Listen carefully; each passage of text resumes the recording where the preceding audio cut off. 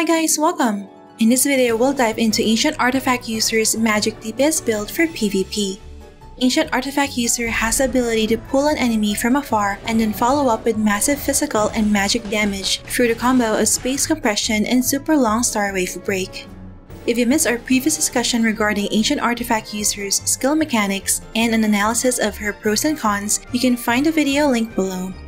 This time we'll cover everything you need to know from stats, runes, gears, cards, upgrades, and battle setup to guide you in optimizing your Ancient Artifact User's performance in PvP. Alright, without further ado, let's begin.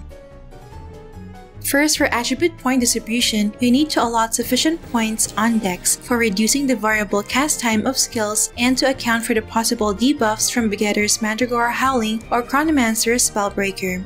Every 12 decks can also increase your skill damage if equipped with a Zenobia card. After that, just find a good balance among Int, Strength, and Luck for maximizing Ancient Artifact User's damage output. Int boosts magic attack, which serves as a foundation for calculating the additional 2 instances of magic damage from her core passive skill. Strength increases raw physical attack and is a major factor in calculating super long Star Wave Break's damage. The total strength should be divisible by 20.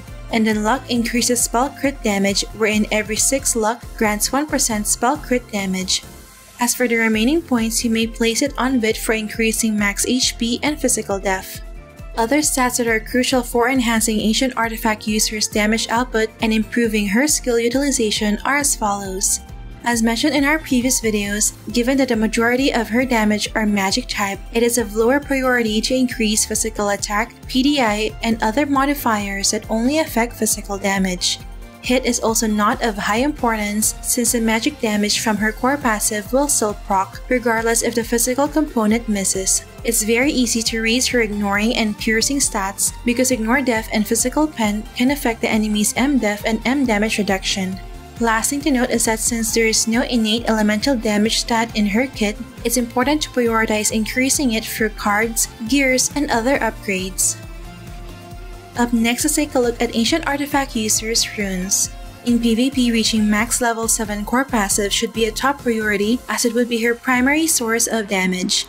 Aside from activating the second line effect of her runes, you'll also need to prioritize aiming for a high first line value on the following 3 runes. First is a star rune for Space Compression, which increases its casting range by up to 5 meters. This additional range is advantageous for easily catching your target. Next is a star rune for super long Star Wave Break, which reduces its fixed cast time by up to 1 second. However, you'll still need Dark Illusion Star card and other FCT reduction gears to be able to instacast. Another good rune is a star rune for Enchanted Weapon, which grants up to 30% Ignore M-Def and M-Pen. As for the other 3 runes, it's of lower priority to aim for a high first line value. Just activate their second line effects to reach level 7 core passive. Next, for attribute runes, prioritize leveling up the following for improving damage. And then for arcane runes, I recommend focusing on White Blade rune for boosting damage, and then get War Preparedness rune and Cunning rune for survivability. Up next, let's dive into the recommended equipment set and cards. First, for weapon, Ancient Artifact User's exclusive weapon, Flowing Chardonnay Feather would be the best option since it doesn't only boost her offensive stats but also her abnormal status resist. Additionally, its Tier 5 upgrade offers a 20% chance to automatically apply the Cosmic Ring debuff with each attack, avoiding the need for manual recasting of the skill. Here are the materials for crafting the base weapon Dark Knight's Glow. And these are the materials for synthesizing it into Flowing Chardonnay Feather and upgrading to Tier 5. For weapon enchantment, aim for Moral 4 or High Status Resist. And for weapon cards, I prefer using Shelchipet Star card and Best Blacksmith on the Continent card for boosting spell crit chance and final damage respectively. For offhand, I mainly prefer a plus 15 Sins of the Living with 18% cast delay reduction for improving skill rotation. But if still lacking in damage, then you may either use a Dream Protector with 18% M-Pen or Divine Revelation with 18% M damage.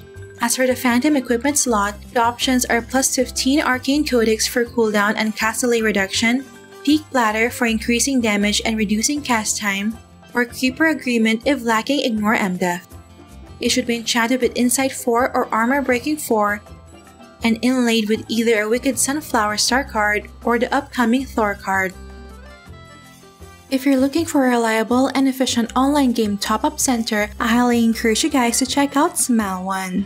With years of experience in the industry and partnerships with various game developers, they offer top-ups for a wide range of games at competitive prices, including Premium and BCC for Ragnarok Mobile. SmileOne top-up is available in many countries across all servers, and you may pay via their trusted payment platform. In the Philippines, I can pay securely using my GCash via Alipay and receive the BCC instantly. Please do check out SmileOne's pricing and payment methods using my exclusive link in the description box below. For armor, I recommend getting an Other Shore Patrol with 20% elemental damage as main equipment. This because neutral element has low effectiveness in PvP compared to using fire, wind, water, or earth element with elemental converters. But if converting to Holy via Raph Grease's Sacred Retribution or Priest Aspersia, then it's better to equip a Soul Cage with 15% physical damage and M damage. As for Phantom Armor, you may either use the Chosen's Armor to protect against fear, or the Star Shatter's Gown for additional M damage modifiers. Your armor should be enchanted with Morale 4 or High Status Resist, and inlaid with any of the following cards. For garment, you can either use Classical Robe or Leader's Pauldron with 12% skill damage in the main equipment slot, and either Divine Feather Clothes or White Duke's Manteau in the Phantom equipment slot. Your garments should be enchanted with Arcane 4 or High Status Resist, and inlaid with Zenobia card for boosting skill damage or Devil Squid card to be able to attack while in stealth mode. For footgear, you may use any of these shoes, but I mainly prefer Fair Judgment with 6% physical damage and M damage as main equipment, and St. Mary's cloth shoes as phantom equipment. Your footgear should be enchanted with Arcane 4 or High Status Resist, and inlaid with any of the following cards. For accessories, I recommend preparing the following sets depending on which element you're using: Heart of Molten Fire and Flame Feather for fire, Emerald Button for water, and any of the generic magic accessories for other elements. All accessories should be enchanted with Anti-Mage 4 and inlaid with Witch of Calamity card and Devil Governor card. For headwear, these are my top picks for each slot. Just choose depending on availability and the stat you're lacking. As for headwear enchantment, aim for either Morale 4 or Insight 4 on your face and back items, and then Arcane 4 on your tail item.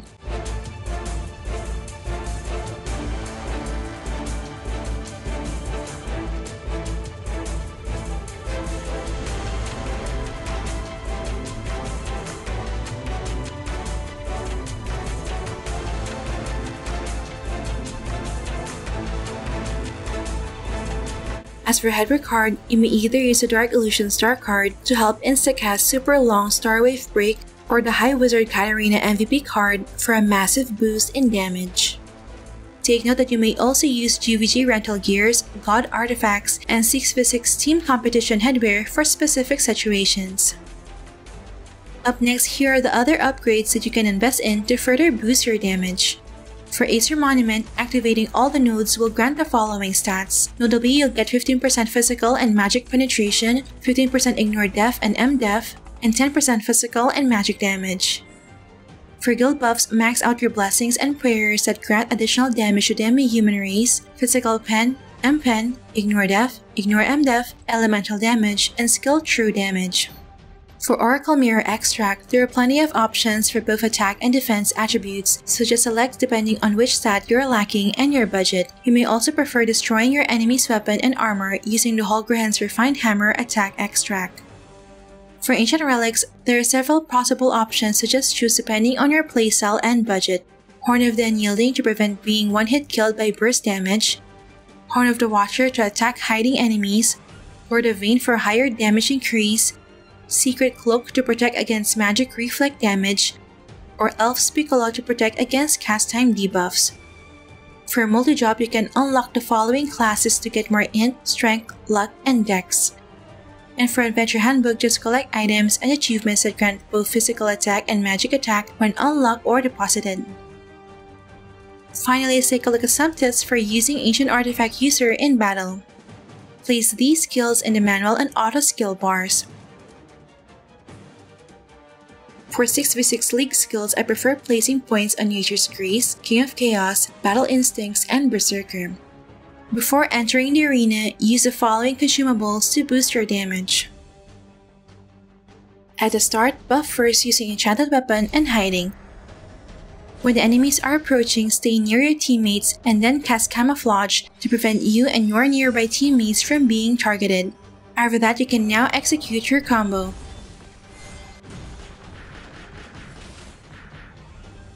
Pull first your target and then put them under Black Hole status using Space Compression, then cast Cosmic Ring to increase your damage to the target, and then quickly burst kill them with Super Long Star Wave Break. If the target survived this combo, just follow up with Horizontal Slash to kill them. You have to be extra careful though, since you will most likely be a priority target for the opposing team. Make sure to time the casting of Camouflage correctly, especially against classes that rely on target lock attacks and debuffs. If Camouflage is still in cooldown, you may cast Erase Memories against classes that rely on auto-attack like Jormungandr, or those that spam a single skill like Raf Crazy with Blade of Order. You may also escape using Space Compression, as it will grant a 30% movement speed boost for 5 seconds. It's crucial to have a reliable full support saint in your team that can grant Suffragum Sacrifice Ode for reducing the cooldown of your skills and Faith Break to protect you from dying. So that's it for my Ancient Artifact User Magic DPS build guide for PvP. I hope that with this guide you'll be able to achieve success in PvP and GVG. Please feel free to leave a comment below if you have any questions, suggestions, or additional tips for our viewers. Alright, that's it for this video guys. Don't forget to like if you enjoyed watching this guide. If you're new here, I would love you to consider subscribing by hitting the subscribe button down below. I would love to have you back.